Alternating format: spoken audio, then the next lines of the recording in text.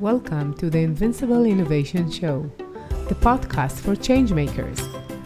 Each week, I talk to the most fascinating entrepreneurs and innovation leaders about innovation, strategy, and design.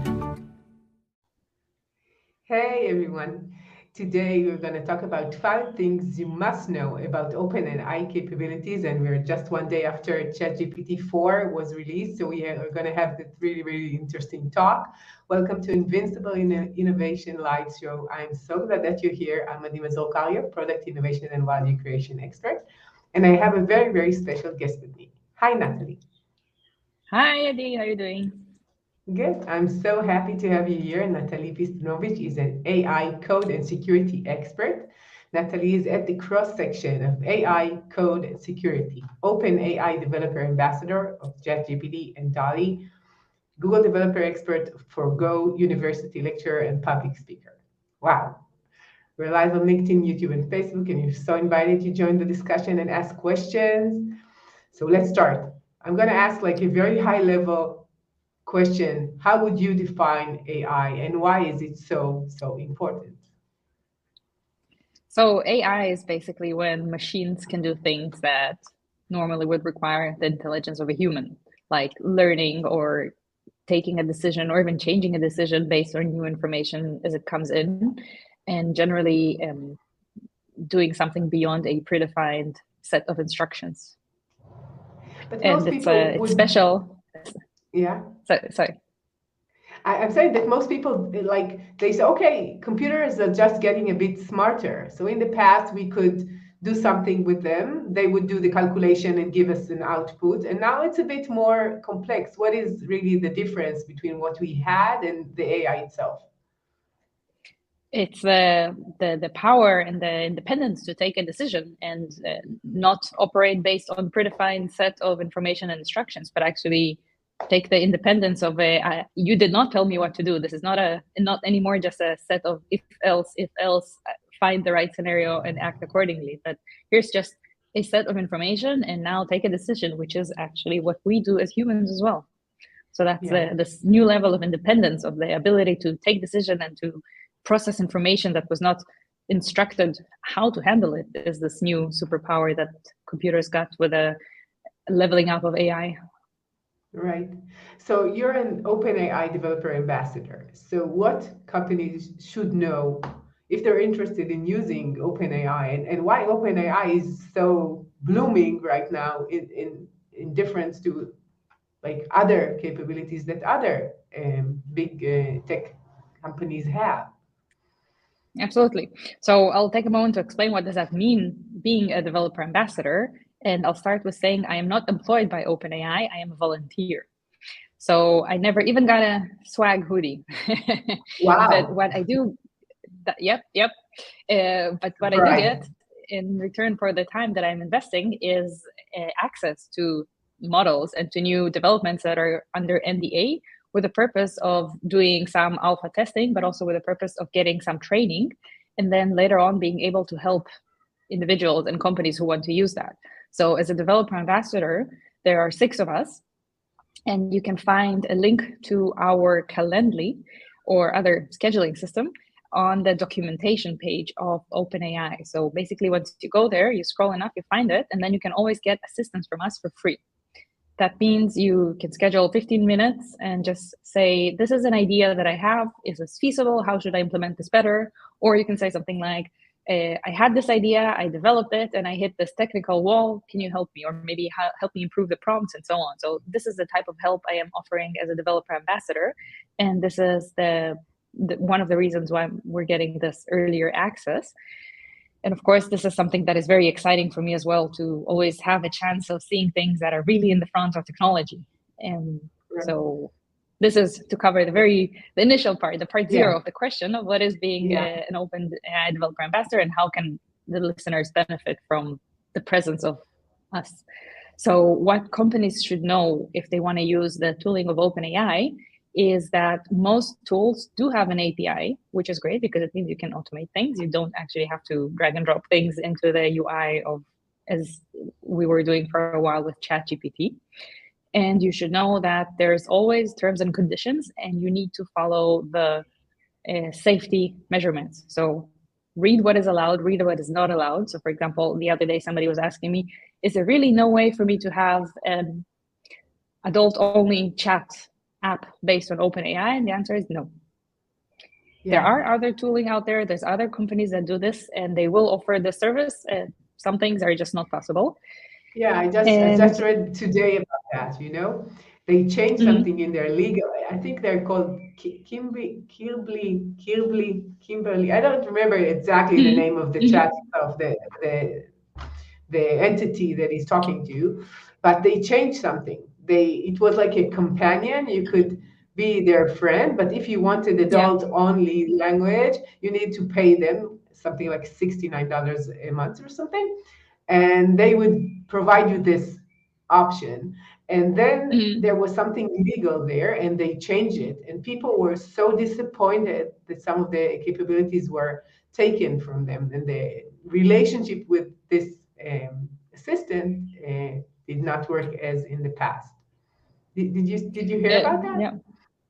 I did not hear about that, but I'm not surprised. This is just actually was fresh in my mind because it was an office hour question that I recently had as an example of what's not. But I will say that most of the office hours are things that do follow the terms and conditions in a correct way. And some more interesting things to know is that in the past, you were required to go through a production review. So before you could build your app locally and try it, but before you take it online, you must get this permission, and this is no longer a thing. But you do still need to follow the requirements. So now this is being kind of utilized. The AI is being used yet again to monitor the traffic in general. And in case something is not following the requirements, you will be approached. And a new tool that you get as a developer using this is the moderation endpoint that you can always choose to ask this endpoint, is this okay or not? So you can still get the feedback without actually having to be delayed by the review process. Other important things that are good to know, I think, or generally good steps to follow when you want to develop or adopt some of the tooling of OpenAI is, follow the right steps. So identify the problem, see which of your problems can be solved in a good way by AI.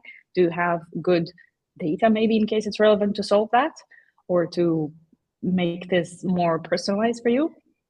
And make sure that your AI integration does stay ethical, because this is a big importance point for OpenAI in general, to make sure that AI is benefiting humanity and not the other way around.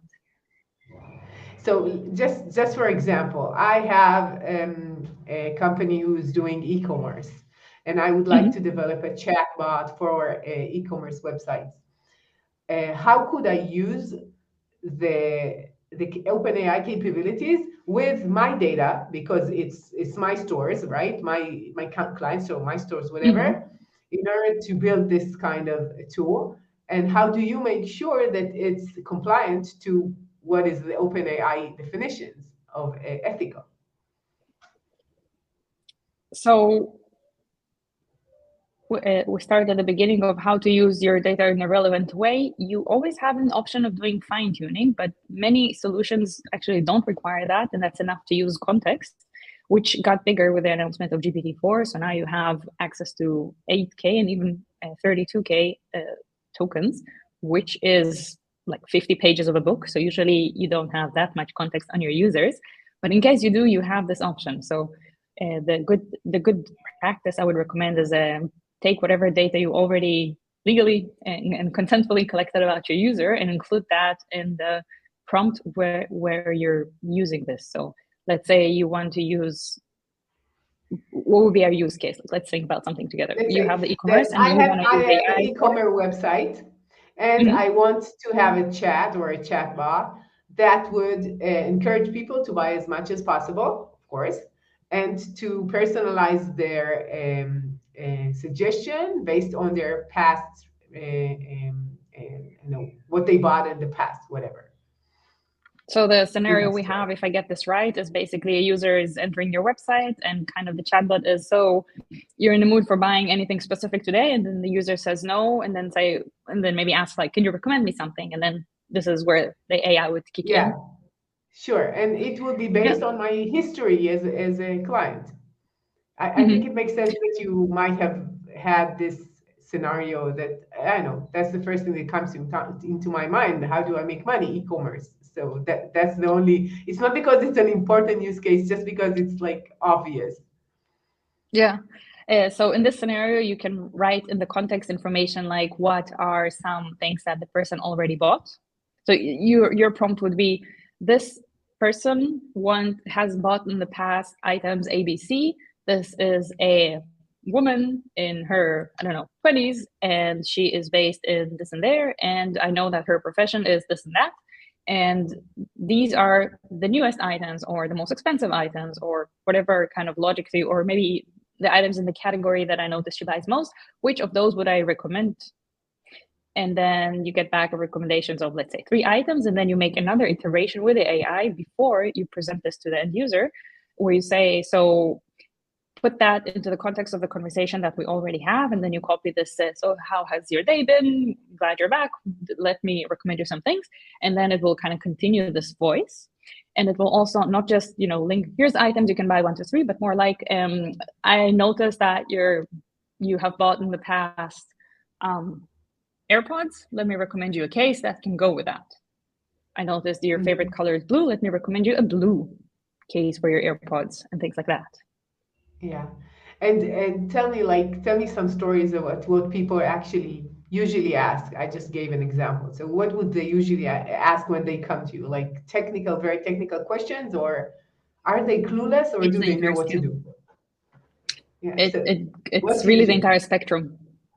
I will mention that as developer ambassadors, we're 6 different individuals. So each one has different strength points. My personal strength point is actually more on the programming side. So it so happens that I get more technical questions than not. Some other are very expert in go-to-market or arts and so on. So those are the type of questions I get less, because also in the page of the developer ambassador where you book this appointment, it says, what are your strength points? So this is already not representative. It's only my world of context, but I do get, we have hit the rate limit. How can we get a higher rate limit? The app is very popular. They're getting so many requests that they have to slow down and so on. So a quick solution in this case would be to use cache. For example, locally store some repeating questions and answers, and then you save time and money in those API requests, because then you store the common answers locally. I had somebody who said that they want to develop a cooking app, and they want to make sure that this is interesting enough for investors. So we thought of kind of how many steps can we include, that this is more than just one iteration of, this is the ingredients that I have at home, give me a recipe.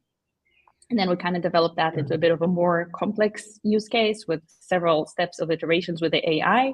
And this is good because A, this is a bit more personal. B, this is something more sophisticated than what I can do at home. So I would have more interest as a user using this app, because it gives me a bit more extra added value than what I can do. But also as an investor, I would appreciate this more because it has a bit more of IP rather than something really basic. So it's harder to find competitors for that. So this is another type of office hours that I have. Yeah, but in this example, I'm still in a GD for a Google Developer Expert for the assistant, and this example was for the assistant. In the past, several times I heard that people are building these kinds of capabilities for the assistant, the Google Assistant. How is it different? Yeah. Is it similar or is it different? I am not sure I have enough knowledge on the capabilities of the Google Assistant to actually make a fair comparison. I know that it can speak back to you, which is something that right now the OpenAI engines, the public ones, are not doing. So this is one big difference. I think the underlying engine is also quite different in its capabilities. So I would expect that the written output that you get would be more, at the moment at least, more capable, natural, right? Like more relevant, natural language. Natural language, but also more to the point and so on. Yeah, I see. Okay, so we mentioned ethics. How could you make sure that it's not used in order to manipulate people to do something? And what is manipulation? The fact that I'm making you buy more, is it a manipulation? I don't know. This is what usually apps are doing, right?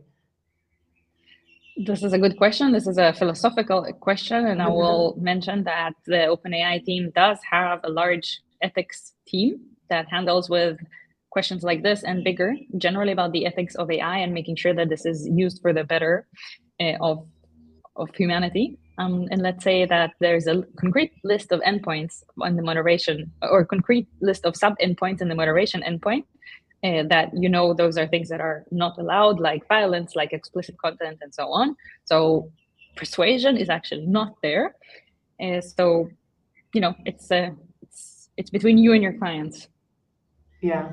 So did you get any like training on what is the limitations and what is the legal and point of view, what is ethical, or it's just in like files that you need to read and be updated in?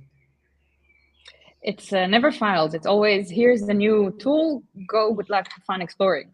It's always you figure out. Yeah. But we don't get legal and ethical training because this is not something we are expected to do. So if you have legal question, if you have ethics question, there are dedicated teams of professionals who have a lot more than just the training, but actually, a full on educational path and professional experience path.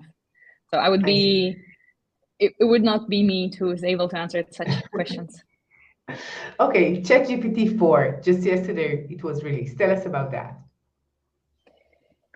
Definitely mind-blowing. I think the feature that I found most people excited by is the one where you just sketch something. So the person sketched a website, and then it was uploaded, and then it auto-generated the website that looks exactly like in that sketch, which is a wildly futuristic set of events, let's say. Another thing that I find exciting living in Germany and doing my taxes every year is that another step in the demo was that you upload the 16 pages of the deductibles section in the American tax law, and then it asks some questions. You ask some questions, and then it gives you a concrete response, which is something that usually your tax advisor would charge a good buck for. Yeah, and I think that if I'm not mistaken, it passed through the exams for medical studies or legal studies, all of the them, yeah. bar exams, right? Completely crazy, yeah. It showed how it did in all of the tests, like the GREs, the SATs, the ones for law school, the ones for med school, and so on. It passed all of them in different ranges of success to very high success. Wow. And I know that it's like multimodal, so you could show it like images too. In the past, it was only text. That's another thing that is different, right? It was in the demo as the website upload or generation based on the image upload. However, this is not yet available for people who do get their access to GPT-4 at this point. Who knows, by the time that the episode is edited and published, it might be 1.5 days, and this is already a new change. But currently, to this point, no, you cannot yet use that. Is there any touch point between DALL-E and the capabilities in ChatGPT 4? Do they allow you to connect between these capabilities, or they are like separate? You have API access, which you can link, but you don't have direct access between the two in the UI right now. So tell us a bit about DALL-E, if people don't know about that. Like most people, I think, heard about Midjourney, and DALL-E is somewhat similar, but tell us about that.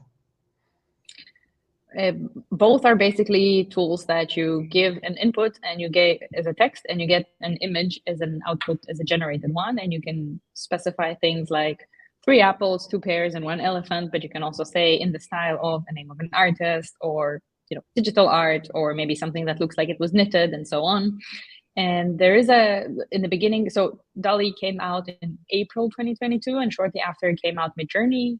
And you can see that because it belongs to 2 different organizations, it has a very different way of go-to-market strategy, in the lack of a better word, but basically the way that the accessibility even came out. So DALL-E was moderated, still is. So some inputs that you put in, like the explicit content or the violence and so on, this will not generate any image for you. While Midjourney, the decision of the company behind it was a free input. So do what you want, you will always get some sort of an output. And the access to that was also available to everyone immediately. OpenAI wanted to take it safe, as they always do, still do, have done in the past. So it was a gradual rollout, and more people got access with time. But at the beginning, it was moderated to see that this is used in a way that is benefiting humanity. So what things that were rejected, other than the obvious, is trying to create fake imagery for the spread of fake news, for example. Now that we're almost 1 year later, we are obviously in a very different place and a very different adoption type of the two and so on. So DALL is still a website that you can go to, link your credit card and do everything. Midjourney, you have to either use the Discord or maybe run it locally. So there's a lot more ways of using it. There's a very big and active community around that. But there's also lots of different legality, let's say, around that. Still figuring out kind of who owns what and so on. So let's see. So I'll give you a quote. AI is the new electricity. It has the potential to transform every industry and create new ones. It's Andrew Ng, co-founder of Coursera and former VP of Google. What do you think about that? Is it like too much, or this is what you think? I do share the sentiment, whether this is the new electricity or the new computer. This is something that will be in everybody's house, in everybody's life, in everybody's device, communication device, call it a phone, call it a transporter, whatever. This will be something that will be part of our everyday life for sure. This will transform everything on our personal, professional life and everything. Yeah, I definitely agree with that. I'm on the same team. We said, you mentioned several times it needs to be safe, it needs to benefit human society, so forth. What is like the worst case scenario when we're thinking about what is not safe? Give access and the lack of moderation to people who want to use that for, again, fake news, right? There's always complex geopolitical situations going on at any given point, at any given time. Right now, for example, you want to create fake imagery to either you have a favorite side in the war between Ukraine and Russia, create the fake content, fake image, fake news for the side that you want against the side that you don't want, and you will escalate things in a very awful way that will cost many lives. So this is one very bad thing that can be done and should be avoided. What about the impact on the career, each of any one of us, like the jobs that it might demand or consume? How do you see that? I know that as a developer, for sure, many of the things that junior developers are currently needing to do, the Copilot is doing, the AI that helps build, one of the AIs building code. What do you think about that? I think that this is an exciting productivity boost. This is something that I've been talking about for the last probably 3 years in different conference talks. I do not think that this is coming to replace juniors. I do think this is coming to reshape our industry. And the example that I like giving as an answer to this situation is read the job description for a senior software developer. Do you see anything about expertise in punch cards or in assembly, which is the language that is the hardware that the computer runs on, operates in? No, you don't need to know any assembly. You don't need to know the binary logic and so on to operate this, because this is a layer of abstraction that happened sometimes between the 60s and the 80s. When in the 60s, the starting point was there was lots of women who were doing punch cards algorithms, and this was operating the machines or the computers at the time. And then came abstractions, and then came programming language, and now the 80s, and then obviously later on. But 80s was another big point in the history of computing where programming languages and screens and keyboards became a big thing that replaced all this equipment that we knew. Did it replace juniors? No. Junior software has been a thing and will remain a thing. Did it replace punch card people? Yes. Does it mean that the people who did punch cards... It's just I see this as another layer of abstraction, if you will. Yeah, basically, exactly. Instead of me having to write now, I want to calculate 3 + 2, I can do this in a software in one line, or I can go back to assembly, right, the language that drives the hardware, and do this as a set of something like 20 commands. Store this value in this register, add this value between the two registers, move the registers around, look at the output, and so on. I just need to do one line. it helped me be more efficient. It helped me achieve my goal. Did it replace a person who knows assembly? Yes. If the person who learned assembly switched to a modern programming language, they're good. If anything, they have the benefit of actually knowing a bit better what goes behind the scenes. Yeah. So this is what I think is happening. I think this is not replacing juniors. I think this is giving another layer of abstraction. Yes, it will reshape things. We do need to reskill or upskill a bit, but this is something that is always a normal progress. It's just a big bump of it. Yeah, but you know, like what you're saying is like many right now. Let's say that we have like 100 million people doing code, right? And the junior people, they have the work which is more mundane, which is more simple, which takes less knowledge and experience, right? That's why they're junior. And what you're saying is they will need to know how to use this tool in order to create something that currently takes them a few days, and then it will take maybe 1 hour, let's say, okay? Exactly. And yeah, what you're saying is either the demand will be much higher and they still will have jobs, or the demand will be more or less the same. I don't know, like the same amount of applications needs to be developed, and then they would have less work. They will need to work 1 hour instead of like a few days, for example. So yeah, exactly. Let's think you're yeah, the business manager of this company, right? You're not the technical lead, you're the business lead, the person who crunches the numbers of salaries and how much you pay per product and so right. on. And you know that this app that used to take a week to develop can now be done in a day. You would want your employees to have this skill of being able to do this in 1 hour instead, because this will give your company the ability of just providing a better product.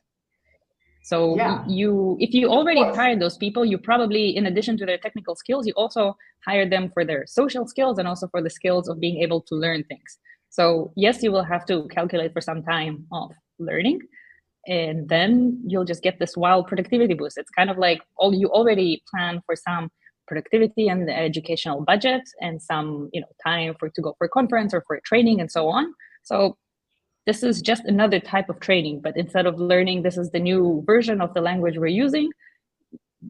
This is like a whole new layer of abstraction of the language that we're using, which gives you a better productivity. You cannot use it blindly because it still sometimes gives wrong output. So you still need to understand what you're doing. Of course. What I'm saying, I understand what you're saying, but I'm saying something a bit different. I'm saying they will need less developers. Either they will create much more applications for their, and I don't know how many do they need, but let's say they don't change the capacity. They don't change what they need to deliver in the end to their clients. In the end, they will need less resources, less human resources, because right now they have 5 junior, and afterwards they will need only one, right? And this one junior would do the work of all the 5 because he has help. He has someone doing their job in this case. And more than that, the other 4, they will go to somewhere else, but they will not get the experience that he gets. So he could be much more qualified to do something which is more complex afterwards, and they will not. So they will not be able to really learn it if they don't go to this position. So you understand what I'm saying? Or maybe I I'm am wrong, but understanding this is what how you're I saying. see Yeah. it. Yeah. I I'm do just want a to big challenge your brother. base That's what assumption. Yeah. Which is, The do you base think they assumption will need more?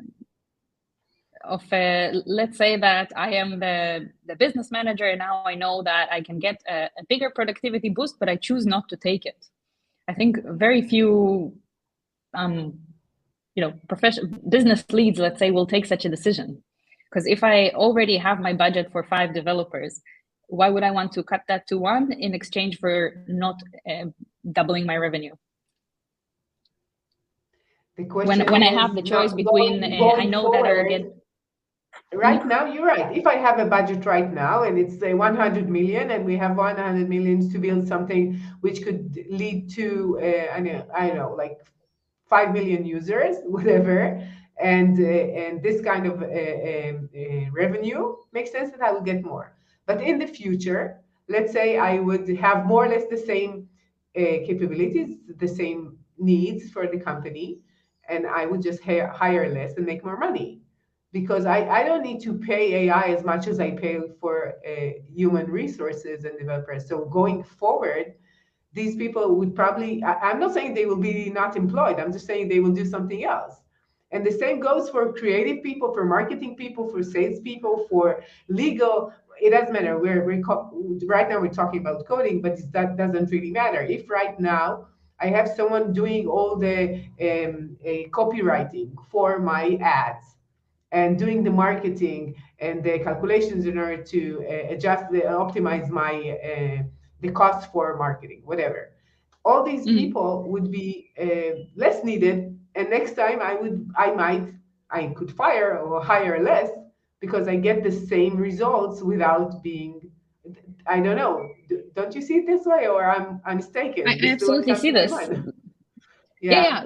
There is like something changes in the equation that X developers produce Y content and X developers plus Y, or generally X professionals produce Y content and X professionals using AI produce two Y. Yeah, let's just make up a number. Right. You are facing the choice whether you want to keep it at at X payrolls and 2Y outputs, or do you want to truncate your 2Y and truncate the X. This is a business decision. I tend to see that companies prefer growth over savings. That's why investment rounds exist. So I do see that while some companies will have to face the choice of layoffs, I do think that overall most of the companies will choose to take this productivity to make more revenue rather than cutting salaries. I see. Okay. Yeah, it's an opinion. I am not a business person, and we will have to see, as you say. Yeah, nobody knows. I'm very curious. On one side, it's a bit scary because it's going to be really totally different and influence, as you said, every household, at least in the in some parts of the globe. And on the other side, it's really I'm very curious and really excited to see, and we're living in exciting times to see this kind of a change, because I've been in the tech industry for about like 20 years, and I've seen like technologies come and go, people getting really excited, and then it's like this hype, and then it's less. And in this case, it's the first time that at least I see something, either then maybe the mobiles, the iPhone, maybe take this one out, other than this one, that will totally change our lives. And it will not be a point in time that say, okay, we'll do something. It's going to really this change. This was the blockchain era. Yeah.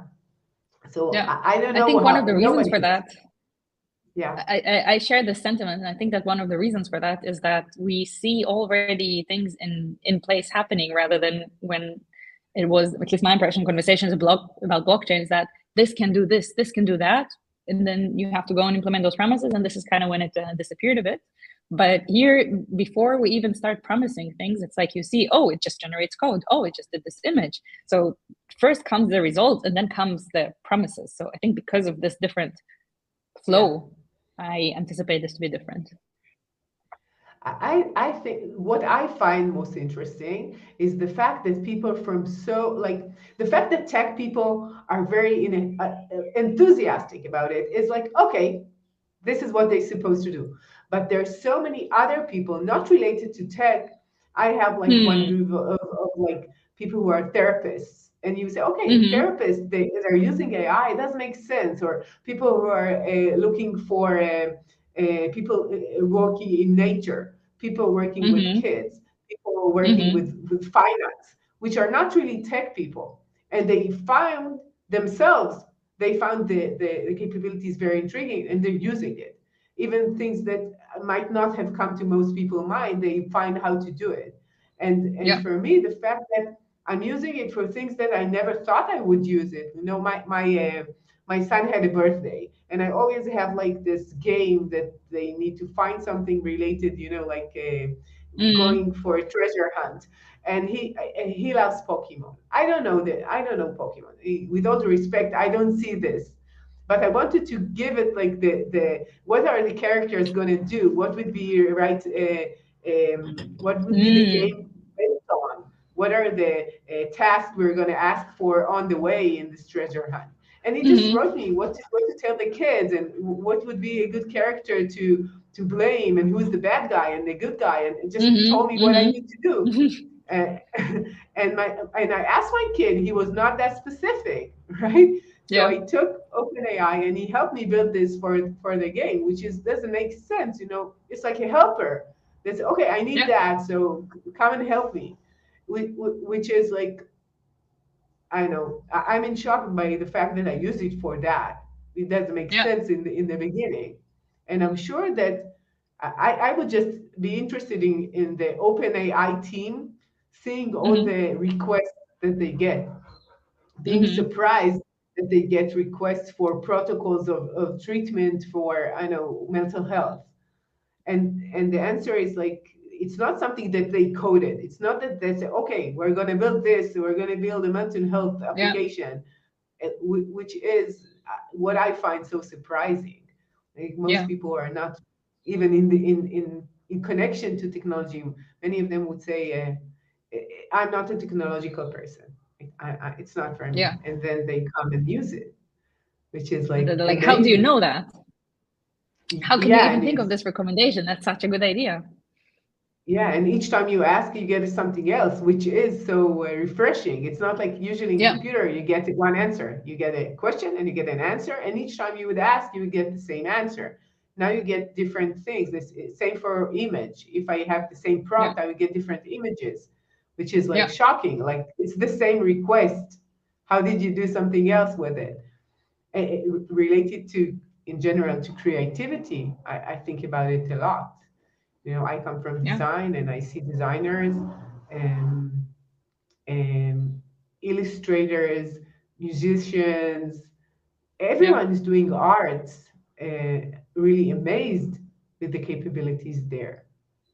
Yeah. And this is exactly circling back to your very first question of what is special about AI. Exactly what you just described, that it's creative, that it's able to think, that it has such a wide world of context, and that it's keep giving new outputs. So I see that you're very optimistic. Am I right with that? Like you're not worried at all that it would do something that would be overwhelming or too much for your daily life or for the world? For me personally, I am excited that it will automate more parts of my work. I am a big fan of our robot overlords. And I do think that I genuinely believe that if you learn to use that, you will be part of the future. You will not be replaced. As to society, I think having the most powerful and the most advanced things in the hands of companies like OpenAI, who have the very clear goal of making sure that AGI, like general intelligence, would do good rather than do something, is the best thing we can do. Because you cannot stop progress, but you can try to navigate this to a positive place. And I think that this is very much what they're doing. OpenAI, you mean that they are more responsible than many other options out there? That they have a large ethics team that makes sure not just the legal part is covered, but actually that it will do good. And what does exactly good mean? Yeah, that's why it started from OpenAI. It was supposed to be a nonprofit, and now it has part of it is not a nonprofit; it's for profit. We can talk about the structure as well. It is a bit confusing. It started as a nonprofit, and what can you do? The smart people do want to earn money. So the compromise that they have reached is that it has a 3-layer structure. So the bottom of the structure is the OpenAI labs, which generate all these amazing outputs. They belong to a capped profit company, which means that they are for profit, but only up to a cap of 30x of whatever the investors put in. Once it goes over the 30x in the revenue, it goes 1 layer up to the non-profit, which is a hybrid structure. So it's both for profit and non-profit, but in a way that kind of benefits everybody. You can still get very good pay for the smart job that you're doing, but it's also not unlimited. Yeah. I think that I saw yesterday Elon Musk writing in Twitter about that. Like he invested 100 million in that, and he said it was supposed to be non-profit, and now it's profit, and he was not too happy about it. I think that most people don't really understand how much money could be in that, and that's why it's limited. It could be Yeah. like endless, more or less. Yeah. And that's why they're trying to limit it and say, okay, other than that, we're bringing it back to the nonprofit in the we're Exactly. aiming to make something good for humanity in order to really keep it in some kind of limits. Although Yeah. I heard a podcast with Sam Altman, it was How I Did It with Guy Raz, a very good podcast, by the way. And he asked him about that exactly. Are you worried that you're doing a huge mistake? Are you? And he gave an example of a scientist who worked on the atomic bomb in the past, who regretted it afterwards. And he said that he's thinking about it every day. And he has the book of this scientist next to his bed, actually. And he's doing his best not to have regret about what he's doing right now. Yeah. That's a very important goal for the person with the vision of the company. And it's also very good that he's not keeping his opinion as one, but he actually has a huge team of ethics professionals that will debate whenever need, disagree whenever needed, and so on, because this cannot be a one person's decision. And it is not. And I think this is how it should be, because mistakes will always be made, but at least if this is enough smart people in the room to conflict you with a situation, it is slightly more likely to be the better outcome. So would you tell us about some of the projects that you're involved in and what makes you excited in your daily work? Right now, just the pace of things is very exciting. You from one day to another, suddenly something wild like GPT-4 comes out, and then you have to even just take a moment to reevaluate how much of what you did until now is now automated yet again. This, you can choose to be frustrated by this. You can choose to say, oh, right, this just saved me time in my sprint, and moving on to the next task, and so on. Right now, what I'm working on actually is in my free time is using a tool that is called LangChain, which is a non-OpenAI project. This is an open source project that helps people use different AI models and different tools like different APIs and so on from Gmail and so on to build products in a straightforward way. So that's the reason that I'm focusing on this project is actually not building with it. This is something that I've done a little bit. It's fun and it's easy, but it's also using Python. Python is a nice language. I don't like it personally, and I don't think that this language will survive the AI just because of the features of it. I think Go is one of the languages that will survive the other side of AI overtaking our tech industry. And I am slowly and safely changing or rewriting this into Go. So this is one of the biggest projects that one-person projects that I'm working on slowly in my free time. But I think this is probably the most exciting thing, because I do think that Go is not only faster and better, but also just the sheer properties of it, because it's being so standardized in comparison to Python being a bit more freestyle, will help it be more future-proof. And is it like if this, then that, and you are connecting APIs, and like if you do this, you do that? It's something like exactly. That's what comes. Yeah, that comes to my mind. That's pretty much LangChain. Exactly. It's a super useful, amazing tool that makes using all those different models out there fast and easy. Okay, good luck with that. Sounds really interesting. So where could people hear more about you? And I know that you're on LinkedIn, and you just told us about the OpenAI. And anything else people need to know about you and your work and to contact you? Mostly Twitter. I'm mostly sharing their thoughts and updates and so on. More than LinkedIn, to be honest. Oh, more than LinkedIn. Okay, so go to Twitter. I'm on LinkedIn, but for sure, go and visit Natalie Pistunovich, right? Did I really say right? You said it right, Absolutely, right? you did. Okay. That's not obvious. Thank you. One of my talents. Thanks, Natalie, for your time. It's been a pleasure talking to you and lots of fun, really interesting and exciting times for sure. So thank you for Absolutely. your time. It's been a pleasure Thank talking you. to you. You too. And to all of you change makers out there, thank you for joining me. And if you want to learn more about my work, go to invincibleinnovation.com. And I'll see you next week with another innovative, insightful talk. See ya.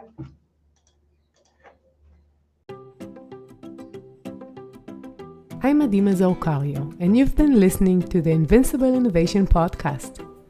Make sure to visit our website, invincibleinnovation.com, where you can learn more about our programs and my book, Innovating Through Chaos. I'll be waiting for you next week in our next episode. Thank you for listening.